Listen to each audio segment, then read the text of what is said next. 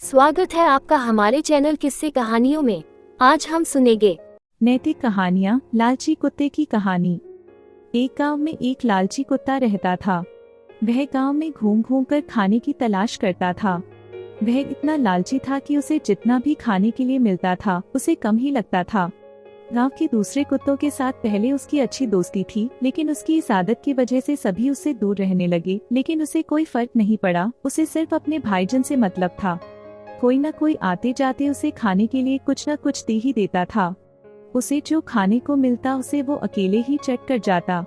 एक दिन उसे कहीं से एक हड्डी मिल गई। हड्डी को देखकर उसकी खुशी का ठिकाना न रहा। उसने सोचा कि इसका आनंद तो अकेले ही लेना चाहिए। यह सोचकर वो गांव से जंगल की ओर जाने लगा। रास्ते में वह पुल के ऊपर से नदी पार कर रहा था, तभी उसकी नजर नीचे नदी के ठहरे हुए पानी पर पड़ी। उस समय उसकी आंखों में सिर्फ हड्डी का लालच था। उसे यह भी पता नहीं चला कि नदी के पानी में उसका ही चेहरा नजर आ रहा है।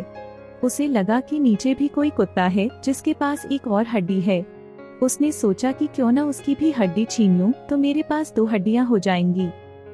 फिर मैं एक साथ 2 हड्डियों के मजे से खा सकूंगा। ऐसा सोचकर वह जैसे ही पानी में कूदा, उसके मुंह से हड्डी सीधे नदी में जा गिरी। मुंह से छुटकर हड्डी के पानी में गिरते ही कुत्ते को होश आया और उसे अपने किए पर पछतावा हुआ। कहानी से सीख। इस कहानी से हमें यह सीख मिलती है कि हमें कभी भी लालच नहीं करना चाहिए। लालच करने से हमारा ही नुकसान होता है।